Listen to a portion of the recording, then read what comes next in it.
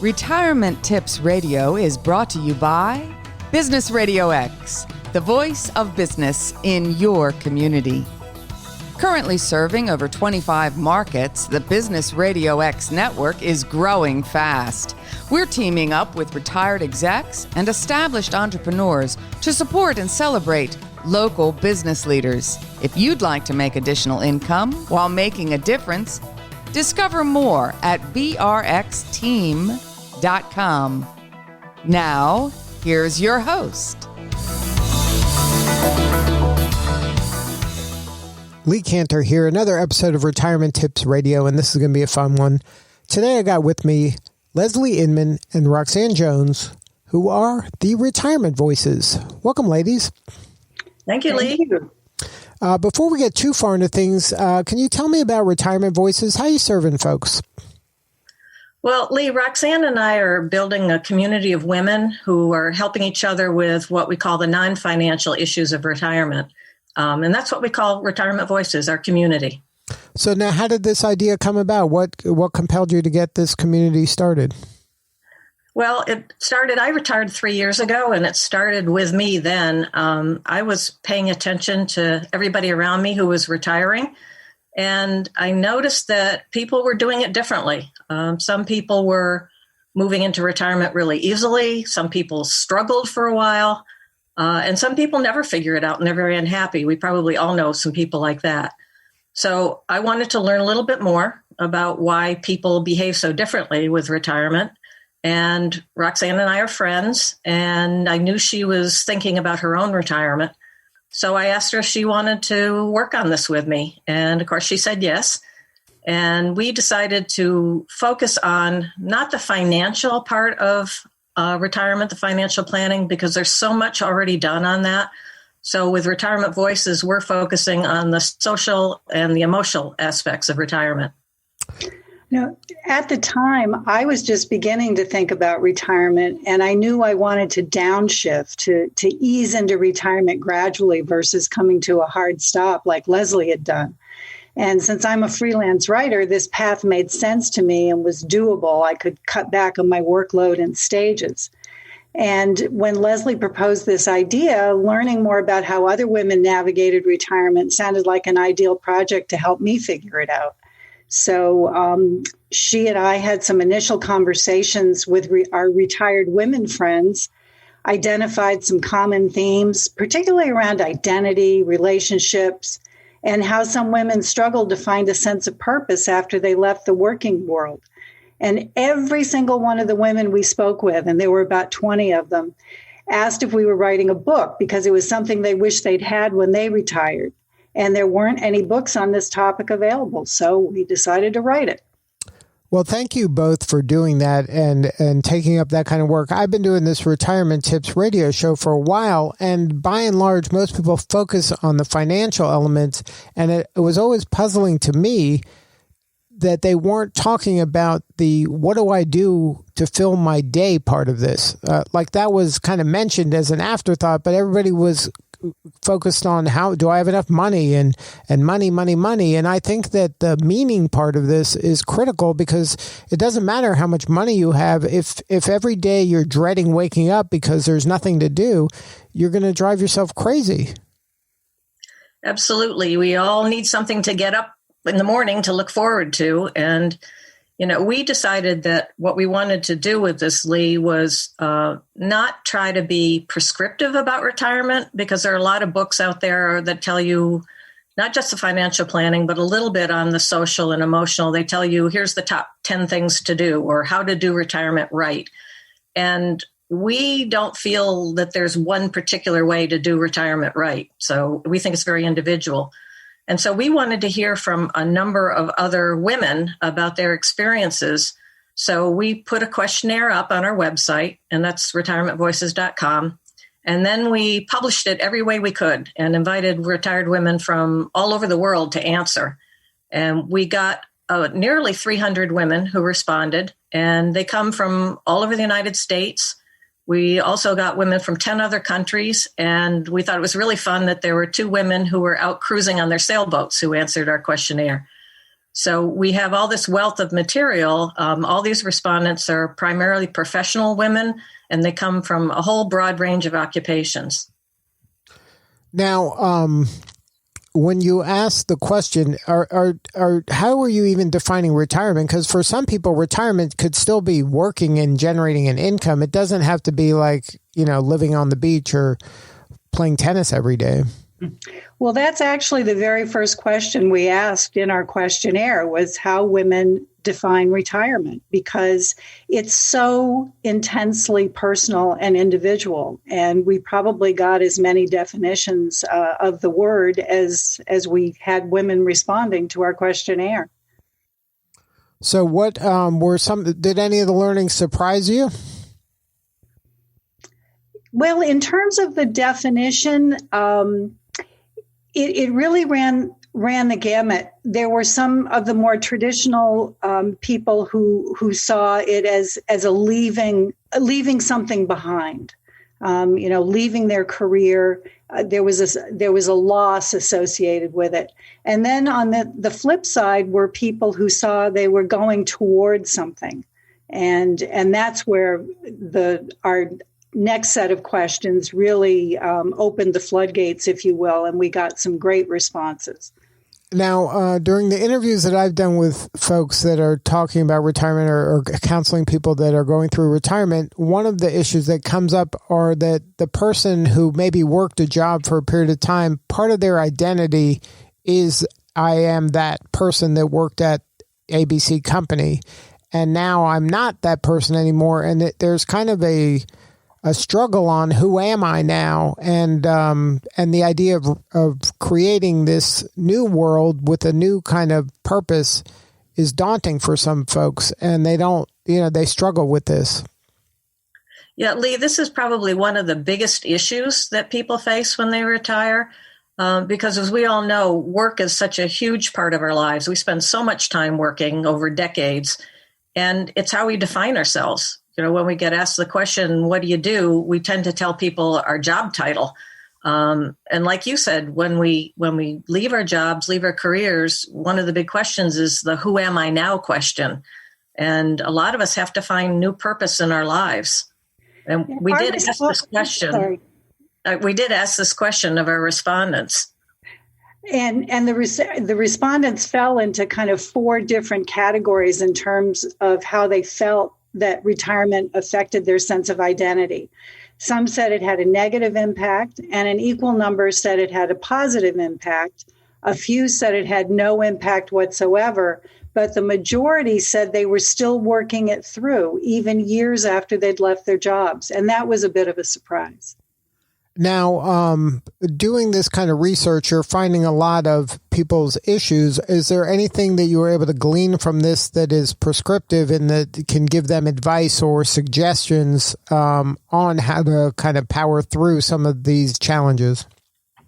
I think the big thing, Lee, is that it is helpful for people to think about these issues before they retire. If you are working on a Friday and that's your last day of work, and you wake up on a Monday and you haven't thought about what you're going to do or who you are and what you're all about, I think it can be a real shock. And we heard that from a lot of women who actually had some issues with sadness and depression and grief. So I think the important part on this is to spend some time thinking about who you are and what you want to do. That's the prescriptive thing, is don't go into retirement. Well, I'll back up a minute. We all do such a good job, or try to do such a good job, of planning financially for retirement. The women we heard from who had the most difficulty in retirement were those who didn't spend the same amount of time thinking about these other social issues. Now, is it something that maybe and in today's world, you may not have known that you were retiring last week, There's Right. a different world now. You might have been retired and you didn't even know it yet at the end of this year. So how do you recommend them kind of playing out some scenarios of retirement, maybe take some of their vacation or take a weekend and act as if that they are retired, or absolutely, and ideally more than a weekend. if there's a possibility that women can do what I'm doing, which is to downshift, to maybe go to part-time if they're working for an employer, or to do some consulting, so that it isn't a jump. They don't have to jump in with both feet. They can test the waters and get used to having some unstructured time and imagine how they want their free time in retirement to play out. Now, do you find that women struggle with the kind of the social aspect of retirement in that, like I think was mentioned earlier, your whole kind of community, not a lot of it was your workmates, and then now you're not part of the day-to-day of that, and you got to kind of come up with a new day-to-day with a new group of people, or, you might be slowly eased out of kind of those insider stuff that you were a participant of? Yeah, one of the big issues and one of the surprises for the women we heard from was that they lost their work friendships when they retired. And in fact, we've written a blog about that because what we have in common is showing up at work at the same time, maybe every day, and working together. And then when you leave, your workmates left behind, they're still working their 40, 50, whatever hours a week, and you're not. And the women told us that they were surprised that there just wasn't time anymore. They couldn't find time for their workmates, couldn't find time for lunching or getting together after work. And so again, this is one of those things to think about and maybe start thinking about, who am I going to be wanting to spend my time with in the future? Is it my family? Do I have old friendships that I might want to rekindle and see if I can't spend some time with those folks? This whole issue of kind of social network and who I'm going to spend time with can be a real challenge in retirement. It changes. Let's put it that way. On the plus side, however, we did hear from women that with the newfound time they had that wasn't spent at the job, their relationships with their spouse or partner, with their families, and with women friends, perhaps not in the work circle, the relationships deepened. They found that these relationships, there was more quality instead of quantity because they had the time to devote to nurturing those relationships. And that was a definite upside. So now when you two started this community, is it going as you planned? Is this how you saw it and visualized it? Well, I'd say yes and no. What we're primarily focused on right now is writing a book, and we're taking what all those women told us when they answered our questionnaire and putting it together in a book. So we've been spending that it hasn't gone the way we thought is that writing a book is a lot more work than we anticipated. And right now we're in the process of, we decided we'd go down the traditional publishing route. So we're in the process of querying agents because we need a literary agent to represent us. So there's a lot of time on that. On the yes side, there's been some lovely surprises because people have been reaching out to us like you and Stone and asking us to talk about what we know. So we've been doing a lot of podcasts, radio shows, bloggers are writing about us. We're really, it's been quite, exciting for us to know that people want to hear about the social and emotional aspects of retirement and want to invite us to talk about what we know. So now, when you decided to write the book, so at first, I guess the questionnaire was first, right? That came first. So you were doing that in order to kind of poll your community to see what issues were important to them, and then that evolved into the book, or was the questionnaire just part of the book writing process? I think both. It's kind of a chicken or the egg thing. We envisioned writing a book, and we figured the questionnaire was the straightest line to get input from women. I know the analogy we use sometimes, how we see this book evolving is that it's kind of a trip advisor for women who are navigating their way through retirement or even already there. In that, as Leslie mentioned, we're not giving specific advice. but just really sharing other women's experiences and insights, which we hope will help inform and inspire other women to know that they're not alone through this journey. And now part of your community is a blog as well. Can you talk about, did that come about from the beginning, or is that an outgrowth of the book and the questionnaire?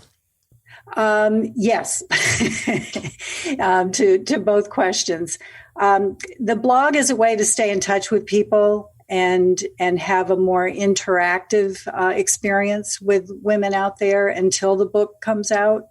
And the blog is published every other Thursday, and it covers a lot of the topics that we've already touched on here today in terms of identity, relationships, how you spend your time in retirement. And we talk to experts like retirement coaches or psychologists to get their input.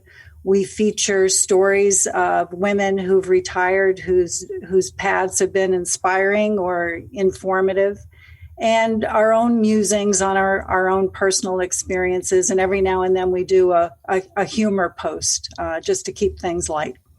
And then how does the community interact? Is it just through reading the blog, or do you do events where maybe webinars or things like that, where there is kind of an interaction, a Q&A or something like that?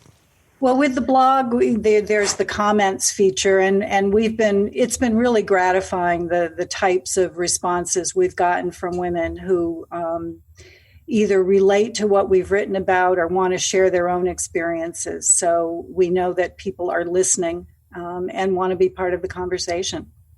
And we also have our social media community. So we have a Facebook page, Retirement Voices Facebook page, and we're also on Twitter. So we get a lot of interaction and feedback from women through that social media content too. So if there wasn't the community, how do you think your retirement would look? A lot less busy. I'd be trying to figure out what's next. So the Retirement Voices community is really kind of filling that gap for you in terms of purpose and identity. Good point. And yes, it is. It certainly is for me. And when I retired 3 years ago, I figured I'd have some downtime, and because it was my third retirement. I've been through this before, and I knew that I would always want a few months to catch up on my sleep and catch up with my husband and my friends and that kind of thing. But Roxanne and I went out to lunch. I think it was the week after I retired, kind of as a little celebration. And I threw this idea out. And so it was like 2 weeks after I retired, we started in on this. So it really has, it's become a purpose for me too. And I think we keep getting such good feedback from the women that we contact and the ones who talk to us in social media and on our blog, that it really keeps us going, because there clearly is a need to support women and to have a group of women supporting each other. And when you were deciding to do this, was it always going to be geared to women, or was this something that you decided somewhere early on that says, you know what, maybe this should just be a women-only community or a community geared towards women? I think from the get-go, we wanted to focus on women, particularly baby boomer women, because we were really the first generation to be in the workplace in such large numbers, and therefore we're the first to be leaving the workplace and heading into retirement in such vast numbers. And we don't have a lot of role models for how it's done. And we're living so much longer than our parents and grandparents did that we're spending 20 to 30 years in our retirement. So it's not just something where people these days, women and men, I think these days, are not saying, I want to retire and go play golf, or I want to retire and just hang out. It's, I want to retire and now what do I do next? So if we can help with those conversations, that's really what we're all about. Yeah, I think that things have to change because, I mean, I think I read recently that the people being born now, most of them are going to live to 100, and you just can't retire at 50 or 60 and just kind of be in retirement for 50 years. Doesn't seem realistic for most people. They're going to need to work or do something that kind of sustains them for the, and literally half a lifetime compared to other generations. That's right.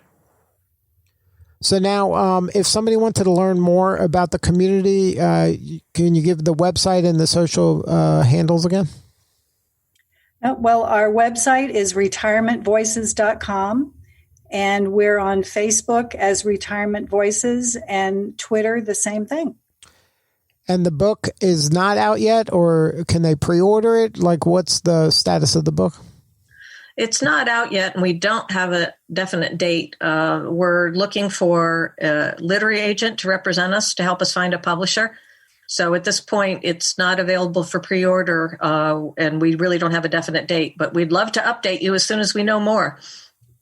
And the blog is available on the website, or does that have a different website? No, it's on our website at retirementvoices.com. Good stuff. Well, thank you both for sharing your story. You're doing important work, and we appreciate you. Thanks for having us. Thank you, Lee. All right, this is Lee Cantor. We will see you all next time on Retirement Tips Radio.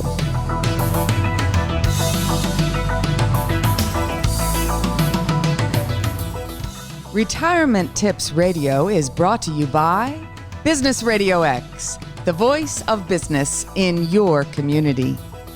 Currently serving over 25 markets, the Business RadioX network is growing fast.